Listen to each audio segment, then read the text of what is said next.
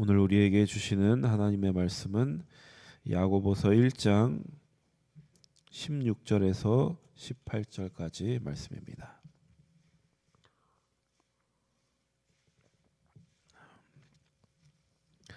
야고보서 1장 16절에서 18절 신약성경 371페이지입니다. 함께 봉독하겠습니다. 내 사랑하는 형제들아, 속지 말라. 온갖 좋은 은사와 온전한 선물이 다 위로부터 빛들의 아버지께로부터 내려오나니 그는 변함도 없으시고 회전하는 그림자도 없으시니라. 그가 그 피조물 중에 우리로 한 첫 열매가 되게 하시려고 자기의 뜻을 따라 진리의 말씀으로 우리를 낳으셨느니라. 아멘. 오늘 우리가 읽은 본문 말씀은 어제 우리가 보았던 그 본문하고 밀접하게 연관이 되어 있습니다. 어제 우리는 그 시험을 참는 자는 복이 있나니 이 말씀을 나누었습니다. 우리에게 오는 시험이 우리에게 어떻게 복이 되느냐, 그것은 우리가 그 시험을 인내로 통과할 때 우리가 온전함에 이르기 때문이다. 그런 말씀을 드렸습니다. 여기서 온전함이라는 것은 나 혼자만의 어떤 완벽함을 얘기하는 게 아니라 우리가 하나님과의 관계 속에서 하나님이 우리에게 목적하신 일들이 이루어지는 것, 그 일을 계속 해 나가고 그 일에 동참하는 게 바로 온전함이다. 근데 이 온전함이 우리에게 복이 되는 이유는 뭐냐? 우리에게 하나님이 약속하신 생명의 면류관이 주어지기 때문에, 그 생명의 길이기 때문에 그 온전함이 우리에게 복이 되는 것입니다. 그래서 생명의 면류관이라는 것이 어떤 단순한 보상이라기보다는 본질적인 결과입니다. 우리가 하나님과 가까워지면 가까워질수록 하나님과 연합될수록 우리는 생명에 가까워지는 것입니다. 왜냐하면 하나님이 생명의 하나님이시기 때문에. 그렇다면 그에 반한 죄라는 것은 무엇이었는가? 그래서 어제 본 말씀 중에 욕심이 잉태한즉 죄를 낳고 죄가 장성한즉 사망을 낳는다. 여기서 이 죄가 하마르티아라는 단어였습니다. 그래서 관역을 빗나가다. 하나님이 우리에게 목적하신 관역에서 빗나가는 게 죄다. 그럼 그 결과는 당연히 사망일 수밖에 없습니다. 하나님과 동행하는 것, 하나님과 가까이 가는 것, 하나님과 연합하는 것이 생명인데 그 관역에서 멀어지는 것은 당연히 그 결과가 사망일 수밖에 없다. 하나님과 연결되어 있을 때 우리 안에 생명이 있는 것이고 하나님과 분리되면 우리 안에 죽음이다. 이렇게 생명과 죽음이 이렇게 대조되고 있습니다. 그러니까 무엇을 얘기하는 거냐면 우리의 신앙생활은 결국 이 싸움이다. 우리가 시험을 통과해서 온전함에 이르러서 생명의 면류관을 받을 거냐, 아니면 우리가 시험 속에 그리고 우리의 욕심으로 미혹되어 그 온전함을 포기하고 사망을 낳는 인생을 살 것인가. 그래서 이런 갈리낌 가운데 야고보는 오늘 말씀에서도 이렇게 얘기합니다. 16절 말씀을 다시 한번 봉독합니다. 내 사랑하는 형제들아, 속지 말라. 속지 말라라고 얘기하고 있습니다. 속지 말라는 것은 어제 읽었던 본문과의 연관 속에서 내 욕심에 끌려서 미혹되지 말라. 시험 가운데 내 욕심에 끌려 미혹되지 말라. 그러니까 우리가 온전함이라는 그 목적을 가지고 신앙생활을 하는데 우리를 넘어뜨리려 하는 것이, 우리에게 걸림돌이 되는 것이 항상 뭐냐면 우리 욕심에 우리가 스스로 속는 것입니다. 다른 하나님이 나를 속인다, 하나님이 나를 시험하신다. 우리는 보통 이렇게 생각하지만 야고보서는 뭐냐면 그게 아니라 네 욕심에 네가 스스로 속는 거다. 이렇게 진단하는 것입니다. 이것에 대해서 잘 보여준 이야기가 하나 있습니다. 창세기에 보면 아담과 하와가 선과 악을 알게 하는 나무의 열매를 먹는 그리고 뱀이 그들을 유혹하는 이야기가 나옵니다. 그래서 보면은 뱀이 하와에게 이렇게 얘기를 합니다. 너희가 결코 죽지 아니하리라. 너희가 그것을 먹는 날에는 너희 눈이 밝아져 하나님과 같이 되어 선악을 알 줄 하나님이 아심이니라. 굉장히 교묘한 말이고 우리를 속이는 말입니다. 그러니까 그 이후에 뭐라고 하냐면 여자가 그 나무를 본즉 먹음직도 하고 보암직도 하고 지혜롭게 할 만큼 탐스럽기도 한 나무인지라 여자가 그 열매를 따먹고 자기와 함께 있는 남편에게도 그것을 먹게 했다. 이렇게 돼 있습니다. 그래서 뱀은 뭐냐면 우리의 욕심, 인간의 욕심을 상징하는 것입니다.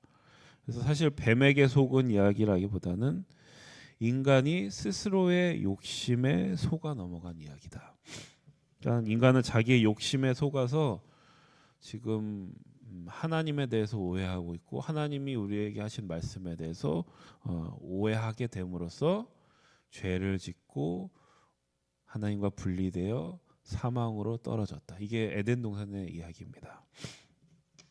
우리의 욕심은 우리 욕심에 우리가 스스로 속아서 하나님을 오해하게 되고 그 하나님에 대한 오해가 점점 죄가 장성한다. 점점 그 오해가 깊어지고 자라나서 하나님과 멀어지게 됨으로써 사망을 잉태하는 인생이 되었다. 그러니까 죄라는 것은 늘 하나님을 오해하는 것과 연관이 돼 있습니다. 그래서 야고보는 우리에게 지혜가 필요하다. 지혜가 필요하다. 그리고 그 지혜는 하나님을 온전히 아는 것이다. 그러니까 하나님을 알아서 하나님이 우리에게 뭔가 특별한 비법이나 비결을 알려주는 게 아니라 하나님이 누구신지를 아는 게 바로 지혜다. 그걸 얘기하고 있습니다. 그래서 17절에 보면 17절 보겠습니다. 시작. 온갖 좋은 은사와 온전한 선물이 다 위로부터 빛들의 아버지께로부터 내려오나니 그는 변함도 없으시고 회전하는 그림자도 없으시니라. 야고보가 묘사하는 하나님에 대한 모습 뭐냐면 주는 존재입니다. 주는 존재. 하나님은 우리에게 주는 존재다. 그러니까 공급자로서의 하나님. 그러니까 모든 만물의 하나님은 원천이 되시고 모든 것이 그로부터 나왔다. 그러니까 빛들의 아버지라는 이제 표현도 나옵니다. 빛 아래에 있는 존재가 아니라 그 빛을 창조하신 하나님이시다. 그러니까 빛 아래에 있는 존재들은 빛의 방향에 따라서 그림자를 갖게 됩니다. 빛이 이쪽으로 비치면 여기 그림자가 생기고 여기서 비치면 여기 그림자가 생기고 하나님은 회전하는 그림자도 없으시니라. 왜냐? 빛을 창조하신 분이기 때문에 빛에 종속되어 있지 않으시다. 그렇기 때문에 하나님은 변함이 없으신 분이다. 시간과 공간에 속해 있지 않은 분. 왜냐하면 하나님은 그 시간과 공간을 창조하신 분이기 때문에. 그래서 이게 좀 오해가 있을 수 있는데 변함이 없다는 게 어떤 매일 그 자리에 있는 바위처럼 역동성이 없거나 생명력이 없다 이렇게 우리가 받아들일 수 있지만 그 얘기를 하는 게 아니라 하나님은 썩지 않으시고 마르지 않으신다. 그러니까 시간과 공간에 종속된 존재가 아니시다. 그 얘기를 하고 있습니다. 그러니까 이런 하나님에 대해서 우리가 알아가는 것이 야고보가 말하는 지혜다. 그 하나님을 알아가는 지혜 속에서 우리 안에 굳건한 정체성이 만들어지고 그러한 정체성으로 말미암아서 우리는 우리의 욕심에 속지 아니하고 이 시험을 뚫고 이겨나갈 수 있는 힘이 생긴다. 18절 말씀 보겠습니다. 그가 그 피조물 중에 우리로 한 첫 열매가 되게 하시려고 자기의 뜻을 따라 진리의 말씀으로 우리를 낳으셨느니라. 우리가 누구인지 얘기하고 있습니다. 모든 만물의 원천이고 공급자이시고 빛을 창조하시고 변하지 않으시는 그 하나님이 모든 피조물 가운데 첫 열매가 되게 하시려고 하나님의 자기의 뜻을 따라 진리의 말씀으로 나온 존재가 바로 우리들이다. 이게 바로 우리의 정체성이다. 하나님을 알아가는 그 지혜 속에서 만들어지는 정체성이 바로 우리가 시험을 통과하는 원동력이 된다. 그것을 말씀하고 있습니다. 이 야고보서가 발언하고 있는 그 대상이 바로 흩어져 있는 12지파였다는 것을 우리가 다시 기억해 봐야 합니다. 그러니까 학자들은 이들이 그 스데반이 순교한 이후에 그 박해 속에서 흩어진 유대계 그리스도인들이라고 얘기합니다. 그러니까 흩어졌다는 것은 뭐냐면 구심점을 잃어버렸다는 얘기입니다. 구심점을 흩어졌다는 얘기는 흩어져서 구심점을 잃어버린 그들에게 야고보서는 지금 용기를 주려고 하고 있고 중심을 다시 잡아주려고 하는 겁니다. 그래서 너희는 마치 바람에 밀려 요동하는 바다 물결 같다. 너희는 두 마음을 품어 모든 일에 정함이 없는 자 같다. 흩어져 있기 때문에 구심점을 잃어버렸기 때문에 그러니 이제 더 이상 너희 욕심에 미혹되어 속지 마라. 이렇게 그들에게 권고하는 것입니다. 마음이 흩어지면 구심점을 잃어버리면 자꾸 헛된 것에 우리의 관심이 가게 되는 것입니다. 그래서 이 세상 것들에 자꾸 기웃기웃대고 여기에 뭐 없나 저기에 뭐 없나 그래서 자꾸 마음이 흩어지는 것이죠. 그것에 대해서 얘기하고 있습니다. 야고보는 그런 그들에게 너희들 그런 것들 바라보지 마라. 그런 헛된 것들 바라보지 마라. 그것은 시간이 지나면 다 허물어져 갈 것이고 다 썩어져 갈 것이고 다 말라질 것들이다. 그런 헛된 것들에 너의 시선을 빼앗기지 말고 하늘에 계신 영원하신 하나님을 바라보아라. 변하지도 않으시고 회전하는 그림자도 없으신 그 하나님의 첫 열매가 바로 너희들이다. 너희는 진리의 말씀으로 내가 낳은 내 자녀다. 이렇게 우리에게 말씀하고 있습니다. 여러분 이 흩어진 이들에게 주었던 이 말씀이 바로 오늘 우리에게 주시는 그 하나님의 말씀입니다. 우리도 세상을 살아가다 보면 여러 가지 시험 속에서 마음이 흩어지고 또 우리의 욕심에 끌려서 미혹당하는 게 바로 우리의 현실입니다. 이런 현실 속에서 너희들은 다시 중심을 잡아야 한다. 하나님을 바라보고 영원하신 하나님을 바라보고 그 하나님과의 관계 속에서 너의 정체성을 굳건히 함으로써 너희는 그 세상의 시험과 유혹을 이겨서 더욱 온전하게 될 거다. 그러니 나를 따라와라, 내 말을 들어라. 이렇게 야고보는 우리에게 말씀하고 있습니다. 여러분 이 말씀을 기억하시고 이 하나님의 음성으로 들으시고 이것을 기억하셔서 세상의 시험과 유혹을 이겨나가셔서 온전함에 이르는 여러분들 다 되시기를 축복합니다. 기도하겠습니다.